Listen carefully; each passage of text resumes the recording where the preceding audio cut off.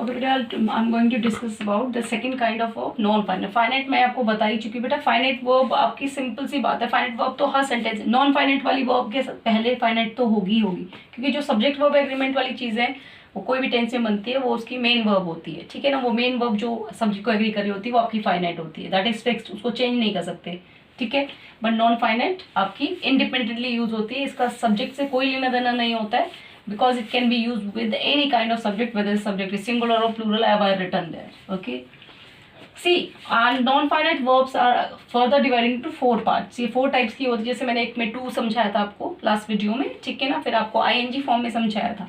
Okay, see here, these non-finite verbs are mainly of 4 types. They are mainly of 4 types. Okay, the first one is your infinitive. First होता है infinitive, जिसको to form verb कहते हैं। मैंने को एक पीछे से last video I taught you about, जैसे आई लाइक टू ईट, तो मैंने लाइक भी लिखा था, टू ईट करके लिखा था। ये टू हमेशा वर्ब की फर्स्ट फॉर्म के साथ लगता है, ठीक है ना, टू प्लस वर्ब की फर्स्ट फॉर्म। ओके, देखो सी इन्फिनेटिव वर्ब कौन कैसे होती है, ये टू के साथ लगेगी, और ये non final, this is subject, this is subject, as for subject, right, this is verb, this is first verb. Okay, अब मैं वर्ब ओनली V1 का मतलब ये नहीं है, मैं फर्स्ट वर्ब का मतलब फर्स्ट लिख रही हूँ, ठीक है। अगेन देखिए टू ईट, अब देखो टू के साथ वर्ब की फर्स्ट फॉर्म, ये वर्ब सेकेंड वर्ब है, इसको वन वी लिख रही हूँ, क्योंकि V1 लिखने से वर्ब की फर्स्ट फॉर्म समझ लेते हैं आप लोग।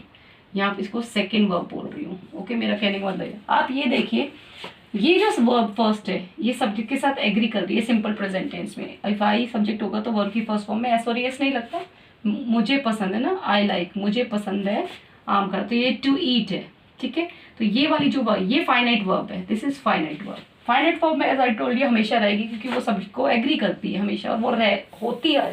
Finite verb is always you are going to get in each and every sentence, but depends कि नॉन फाइनाइट होनी चाहिए या नहीं, हो भी सकती है, नहीं भी हो सकती है नॉन फाइनाइट, बट यहाँ पे मैंने लिखी है। तो first kind of non finite थी आपकी इन्फिनेटिव। इन्फिनेटिव वर्ब्स हमेशा टू के साथ वर्ब की फर्स्ट फॉर्म के साथ बनता है, ठीक है बेटा।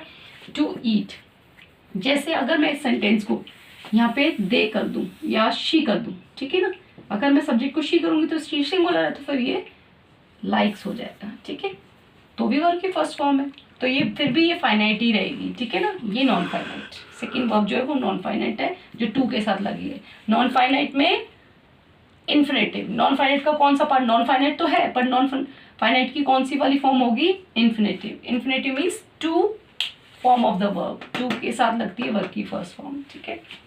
सी the second sentence, they want to play chess. See again this is subject, I am sorry, this is subject, okay, they के साथ वर्ब, वर्ब की फर्स्ट फॉर्म, ये एग्री कर रही है, फर्स्ट वर्ब है, वन वी, राइट। अब देखिए यहाँ पे लिखी है second verb, to play, to के साथ लगी है ना, टू और वर्ब की फर्स्ट फॉर्म, तो ये आपकी सेकेंड वर्ब है।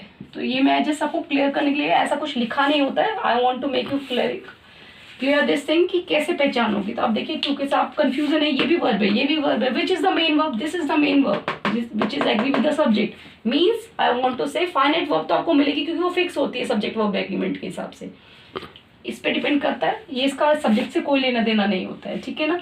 ये सभी के साथ टू फॉर्म में लगती है, देखो यहाँ प्लूरल है तो भी टू लग रहा है, यहाँ शी है तो भी टू लग रहा है, टू वाली नॉन फाइनाइट इन्फिनेटिव वर्ब जो होती है नॉन फाइनाइट का फॉर्म, वो सबके साथ यही लगता है टू करके, ठीक है। तो this is your finite verb, क्योंकि वो एग्री कर रही है सब्जेक्ट, और this is your non finite, ठीक है, नॉन एफ लिख रही हूँ मैं शॉर्ट फॉर्म में। ये आपकी नॉन फाइनाइट की फर्स्ट फॉर्म है इन्फिनेटिव, जो टू के साथ वर्ब की फर्स्ट फॉर्म के साथ, और ये हमेशा ऑलमोस्ट मेन वर्ब के बाद ही आती है, आप कभी भी देखिएगा टू हमेशा मेन वर्ब के बाद मिलेगा, कभी भी सेंटेंस में इन्फिनेटिव अगर मिलेगी तो आपको, ठीक है।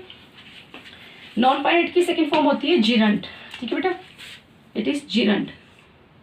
आई डोंट नो, कुछ लोग उसको गलत प्रोनाउंसिएशन भी करते हैं, बट इसका करेक्ट प्रोनाउंसिएशन है जिरंट, GERUNT, ओके।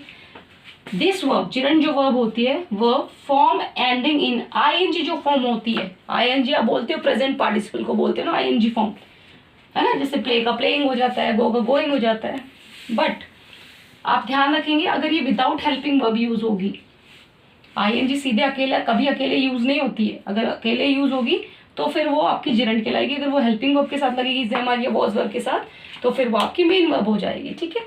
तो ये gerund always works as a noun, ये एज अ नाउन का काम करता है, यानी कि सीधी सी बात है ये मेन वर्ब से पहले आएगा, आपको ध्यान रखेंगे। और जिरंड हमेशा, ये आपको हमेशा याद रखना, gerund always work as a noun, ये नाउन का काम करता है। जैसे मैंने last video I taught you swimming is a good exercise. See I have written some more examples to make you clear this. First one, तो इसको हम वर्ब नाउन भी कहते हैं, ठीक है। Sea walking is good for health. देखो ये वॉकिंग आपको आईएनजी फॉर्म दिख रही है ना, मैंने बताया था आईएनजी फॉर्म तो होती है, बट यहाँ पे तो इज है। देखो अगर मैं ये बताना, अगर मैं इसको लिखती हूँ इज वॉकिंग, तो ये आपकी मेन वर्ब हो जाएगी। ये तो प्रेजेंट कॉन्टिन्यूअस टेंस होता है, तो हेल्पिंग वर्ब पहले लगी तो फिर ये मेन वर्ब हो जाएगी, ठीक है तो आईएनजी, पर ये मेन वर्ब हो जाएगी इसके साथ लग के। पर यहाँ इज आ रहा है बाद में, इज अगर हेल्पिंग वर्ब आईएनजी फॉर्म के बाद आती है तो वो एज अ जिरंड का काम करेगी, ये आपको याद रखना है, ठीक है ना। तो यहाँ पे एज अ सब्जेक्ट का काम करता है, gerund always work as a subject. तो मेन सब्जेक्ट यहाँ वॉकिंग है, ठीक है, वॉकिंग इज, और ये आपकी वर्ब, दिस इज योर, तो ये आपकी सब्जेक्ट एज अ सब्जेक्ट का काम कर रही है। इसको नॉन फाइनाइट वर्ब बोलेंगे क्योंकि इससे पहले, और इसको फाइनाइट वर्ब बोलेंगे क्योंकि ये इसको एग्री कर रही है, वॉकिंग चाल की बात कर रहे हैं, ठीक है।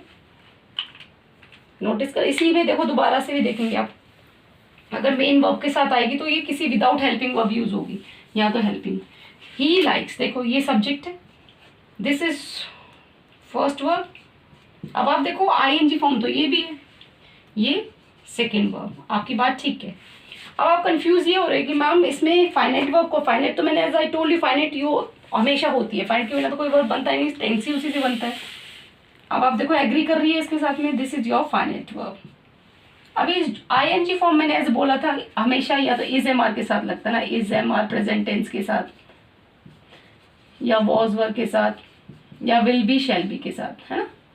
आईएनजी हमेशा तभी लगती है, अब देखना, या विल बी या शैल बी के साथ, है ना, आईएनजी फॉर्म लगती है, तब तो मेन वर्ब होगी। बट यहाँ तो देखो कुछ भी नहीं लग रहा है इसके आगे, ना इज एम आर लग रहा है ना वॉज वर्ब लग रहा है, आईएनजी फॉर्म है बस सीधा।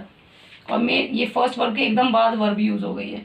यहाँ पे भी वर्ब इन्फिनेटिव में भी टू, देखो आप एकदम से वर्ब के साथ, ये वर्ब इस वर्ब के साथ ही चल रही है ना, बट ये वर्ब बाद में आ रही है मेन वर्ब के, ठीक है, जो क्योंकि सब्जेक्ट वर्ब एग्रीमेंट, तो फाइनाइट वर्ब के बाद आती है टू वाली वर्ब हमेशा, जो इन्फिनेटिव होती है ऐसा। बट आप देखिए यहाँ पे जो जिरंड है वो कभी पर मेन वर्ब से पहले भी आ जाता है और मेन वर्ब के बाद भी आ जाता है, डिपेंड्स। पर आपको ध्यान रखना है कि आईएनजी अगर विदाउट हेल्पिंग वर्ब आ रही है, देखो इसके आगे स्टार्टिंग में इज एम आर पीछे आ रहा है, पहले नहीं आना चाहिए, अगर पहले आएगा तो मेन वर्ब है ही। अगर मैं इसको लिख देती ना और लाइक्स हटा कर मैं ये लिख देती ही इज जॉगिंग, तो देखो ये पूरी एक वर्ब कहलाती फिर, तो ये ओनली फाइनाइट वर्ब, ये फिर एक ही वर्ब है, फिर ये फाइनाइट ही हो जाती है बस, इसमें नॉन फाइनाइट है ही नहीं। अगर इसको मैंने फिर चेंज कर देना है लाइक्स करके, है ना, तो देखिए ये फर्स्ट वर्ब है, ये सेकंड वर्ब हो गई। अब ये मेन वर्ब है, इसको अग्री कर रही है सब जगह, ही लाइक्स प्रेजेंट टेंस, और jogging without ING is am are के आ रहा है, तो this is your non finite verb, NF लिख रही हूँ शॉर्ट में। और नॉन फाइनाइट का कौन सा फॉर्म हो जाएगी, ये आपकी जिरंड, ठीक है। अब बात आती है प्रेजेंट पार्टिसिपल। प्रेजेंट पार्टिसिपल आपकी आईएनजी फॉर्म ही होती है। अब आप बोलोगे मैम जिरंड भी आईएनजी फॉर्म थी, बिल्कुल सही है, बट इनका थोड़ा सा डिफरेंशिएट है। जो प्रेजेंट पार्टिसिपल है बेटा, it is works as an adjective, ये एज एडजेक्टिव का काम करता है, ठीक है। वर्ब फॉर्म ये भी आईएनजी फॉर्म से एंड होती है, देखो all and present participle form always, जो नॉन फाइनाइट की प्रेजेंट पार्टिसिपल है ये always works an adjective, hence it is called verb, इसलिए इसको वर्ब का एडजेक्टिव कहते हैं। जैसे जिरंड को हम नाउन एडजेक्टिव कहते थे, सॉरी वर्ब नाउन कहते थे, I am so sorry, verb noun, ठीक है, इसको वर्ब नाउन कहते थे और इसको हम कहते हैं वर्ब एडजेक्टिव, ध्यान देना। बट इसका थोड़ा सा डिफरेंशिएट आप देखिए, मैंने कुछ सेंटेंस लिखे हैं यहाँ पे, एक सब्जेक्ट ये है, दिस इज फर्स्ट वर्ब, ठीक है। देन अगेन एक और, आई सॉ अ बर्ड, मैंने एक बर्ड देखा। अब आप देखो इसके बाद में बर्ड जो है ये एज ए आपका ऑब्जेक्ट हो गया ये, क्योंकि अगर यहाँ तक I saw bird that is also come, पर इस बर्ड के बाद देखिए ये भी नाउन ही है, ऑब्जेक्ट है ना। इसके बाद फिर से एक वर्ब आई, जैसे सेकंड वर्ब, ये भी आईएनजी फॉर्म है, आईएनजी तो हो गई, बट देखिए ये दो नाउन के बीच में आती है ना, बीच में एक गैप मिलेगा आपको, जो हैव नोटिस हियर, वहां पे वर्ब साथ साथ चल रही थी, आगे पीछे दोनों वर्ब साथ चल रही थी, आईएनजी भी और main verb, finite non finite बिल्कुल साथ चल रही थी as a gerund ING form वाली। बट आप देखिए प्रेजेंट पार्टिसिपल में क्या हो रहा है, आपकी जो नाउन है, सब्जेक्ट का जो काम कर रहा है नाउन या प्रोनाउन, उन दोनों के बीच में एक नाउन, सब ये नाउन है फर्स्ट, सब प्रोनाउन है सब्जेक्ट, सॉरी ये सब्जेक्ट प्रोनाउन के तरीके से था, ये नाउन ऑब्जेक्ट है बट ये नाउन के तरीके से। देखो ये भी नाउन है, ये भी नाउन, यहाँ फर्स्ट वर्ब है यहाँ सेकंड वर्ब है, पर देखो ये आईएनजी फॉर्म है, इसके आगे भी हेल्पिंग वर्ब नहीं लेगा, पर ये एज ए एडजेक्टिव का काम कर रही है, ठीक है ना, वर्ब का, इस वर्ब का एडजेक्टिव ध्यान रखेंगे। तो this is your non finite verb, और ये नॉन फाइनाइट का प्रेजेंट पार्टिसिपल होगा। पर अगर मैं ऐसे लिखती हूँ, okay I will make some changes here again, they करके लिखती हूँ,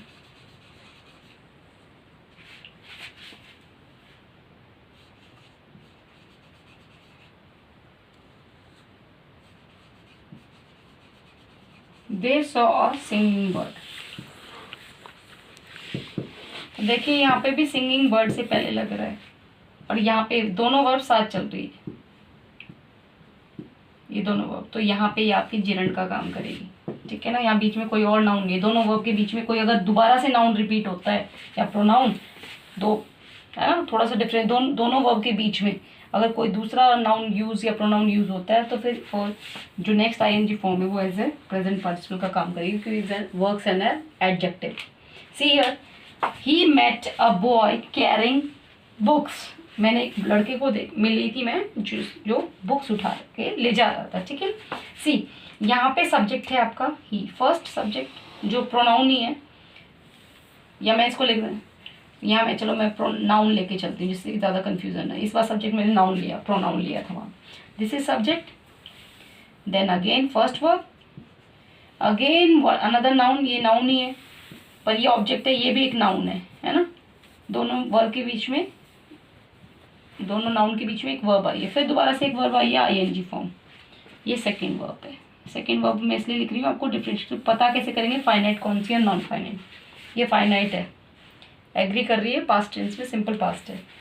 देन बॉय के बाद carrying, ING form without helping verb क्या है, तो this is your present participle form. तो जिरंड में और आपको प्रेजेंट पास्ट में कंफ्यूज नहीं होना, बिकॉज दोनों ही आईएनजी फॉर्म है, बट ये दोनों साथ साथ चलती हैं आपकी, देखो मेन वर्ब, और यहाँ पे मेन वर्ब और जो आपकी नॉन फाइनाइट वर्ब है उसके बीच में दोनों के एक नाउन जरूर आएगा, ठीक है।